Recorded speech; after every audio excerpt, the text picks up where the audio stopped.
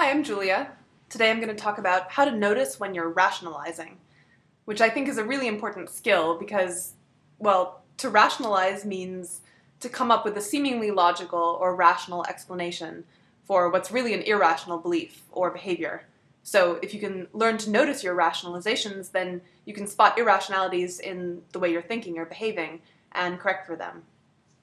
So we tell ourselves stories all the time about why we believe a certain thing, why we did a certain thing, about what's going to make us happy, or about what our strengths and weaknesses are. And often those stories are true, but sometimes they're just excuses or rationalizations. Sometimes rationalizations are plainly ridiculous, and if you were paying attention, if you really wanted to notice, you would see that they were clearly false. So for example, I'm really good at coming up with rationalizations for why it's actually a good idea for me to eat some huge portion of some really unhealthy food. So for example, I might tell myself, well, I really have to eat this huge plate of whatever it is that I just cooked because, well, I have to test the recipe, right? I mean, I have to see whether it worked or not and what I have to change the next time I cook this dish, which is a fine reason for eating a small portion. It doesn't make any sense as a reason for eating a large portion.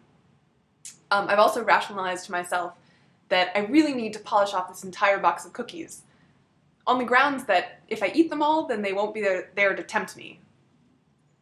Sometimes rationalizations are less obviously ridiculous, but there are still techniques that you can use to test whether the reason that you're giving yourself is actually real or a rationalization.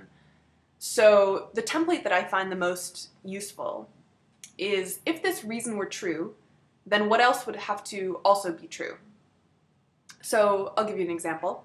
A friend of mine had a conversation with a guy recently in which he said that he can't respect a girl if she goes home with him on the first date.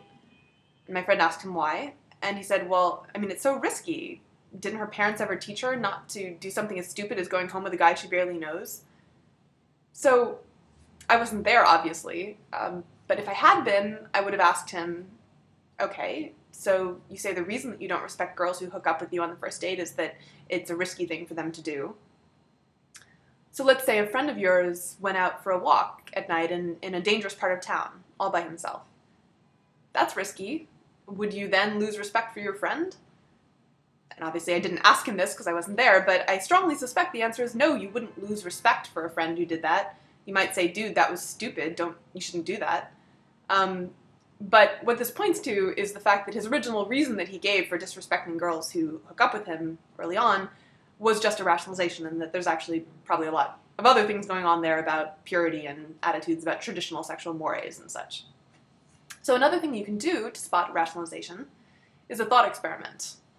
So let's say you're at a party and there's some attractive stranger and you're thinking of going up to talk to them, maybe ask them out, but you're nervous and afraid of rejection. So you tell yourself, well, I don't even have time for dating now anyway, I really just want to focus on my schoolwork right now.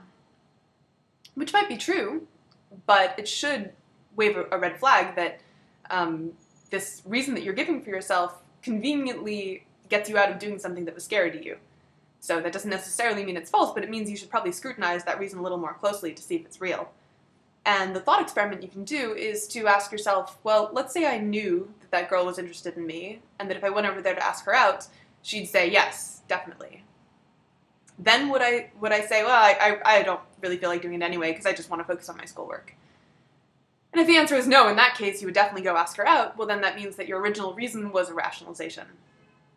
So that doesn't, you still might decide that it's not worth the risk to go over and ask her out. But until you acknowledge to yourself that your original reason was fake, you're not even going to get to the point where you're doing that cost-benefit analysis to decide whether it's worth it to go ask her out.